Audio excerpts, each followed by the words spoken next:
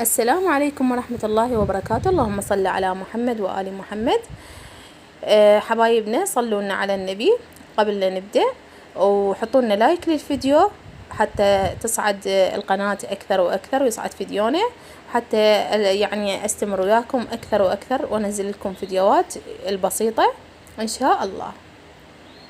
وأحب أقول أن كل متابعين جدد إجوني أهلا وسهلا بكم، نورتوا قناتي المتواضعة، وإن شاء الله تكبر قناتي بوجودكم الطيبة يا أجمل متابعين بالدنيا.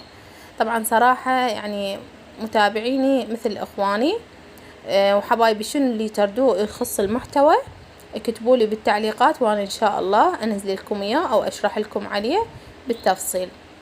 شنو اللي تحبوه اكتبونا وأني إن شاء الله أنزل لكم.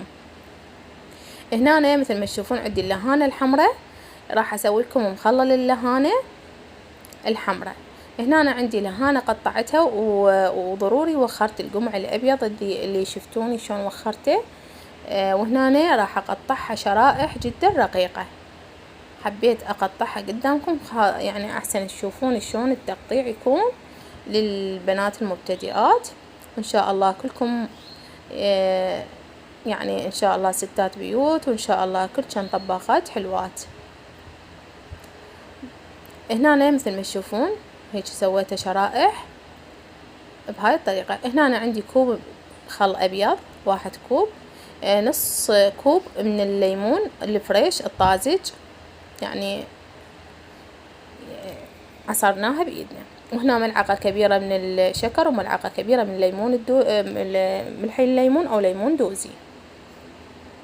وهنا ملعقة كبيرة من الملح، وها هي راح ندعكها بإيدينا دعكة زينة.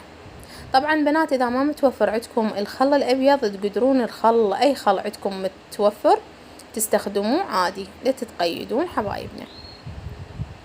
هنا أكيد نلبس جفوف لأن تدرون حموضة، حطينا حامض ولمندوزي ونريد ندعكها دعكة زينة. نريدها ليش ندعكها؟ على مود تذبل عندنا أسرع وقت. طبعا هاي خلال يوم ما حد تاكلوه حبايبنا.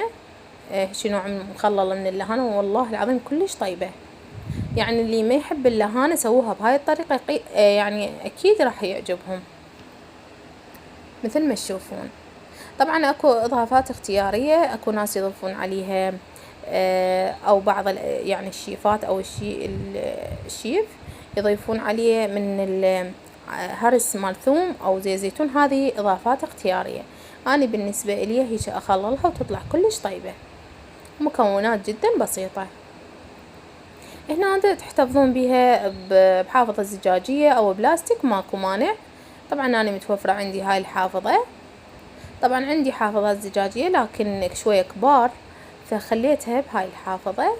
وندخلها الثلاجة حبايبنا، وثاني يوم ناكل منها. شوفوا هسه بنهاية الفيديو شلون راح اقدمها كلش طيبة. هنا تخلصنا من الكفوف وراح نغلقها، ومثل ما قلت لكم نحتفظ بيها بالثلاجة. هنا عندي مقبلات ثانية حبيت أشاركها هم وياكم وإن شاء الله تستفادون منها. لهانة بيضة حبايبنا هم قطعتها شرائح، وعندي جزرايات 2 برشتهم برش خشن، وعندي عصرة ليمونة 1، وعندي زبادي 2 كوب أو كوب ونص من الزبادي. إذا تحطون كوب ونص كوبين عادي، يعني حد كوبين من الزبادي. وهنا عندي هسه مثل ما تشوفون ضفت الجزر على اللهانة، وهاي عصرة الليمونة هم راح اضيفها. طبعا هنا أنا راح اضيف عصرة الليمونة على الزبادي، شوفوا بهاي الطريقة. طبعا ما سرعت لكم الفيديو احسن يعني يتوضح لكم ان شاء الله كل شيء. وهنا عندي شوية من السماق، شوية من اللمندوزي، شوية من النعناع المجفف يعني اليابس، وشوية ثوم وملح حسب الرغبة. هنا نضيفهم على الزبادي والليمون وراح نمزجهم مع بعضهم لما يصير عندنا شلون الصوص، وراح نضيفه فوق الجزر واللهانة، يعني نتبل اللهانة والجزر بهاية. الصوص. بس ملاحظة صغيرة حبايبي، من تديرون الصوص على الجزر واللهانة لازم تذوقوها، شوفوها شنو عايزة، ملح عايزة حموضة، وبعدين ضموها هم بحافظة، وثاني يوم اكلوا منها. يفضل 4 ساعات العفو، او ثاني يوم تاكلون منها على مود تصير عندكم احلى مقبلات. ما شوية بطت بالثلاجة تعطيكم طعم اطيب. شوفوا هنا ذوقت ملحها، ما شاء الله فيت المقادير مالتنا. هنا نجي نحرك الجزر واللهانة بهاي الصورة، يعني جدا مقبلات بسيطة وطيبة بنفس الوقت. طبعا هاي المقبلات اغلب المطاعم يسووها كلش طيبة. بهاي راح اضيف الصوص عليها، وراح هم ادعكها ونحتفظ بيها بالثلاجة او 4 ساعات وتاكلون منها اطيب مقبلات لهانة.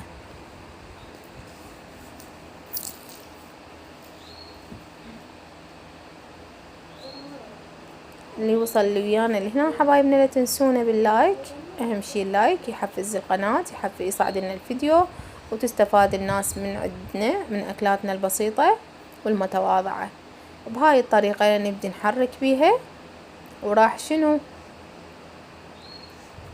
نديرها بعلبة مثل ما قلت لكم او حافظة. هنا انا عندي هاي يعني حافظة هالشي بلاستيكية، راح اضيف اللهانة بيها وادخلها الثلاجة، وراح اقدمها وياكم. جربوها وعلينا وعليكم بألف عافية، واللي هنا نقولكم مع ألف سلامة.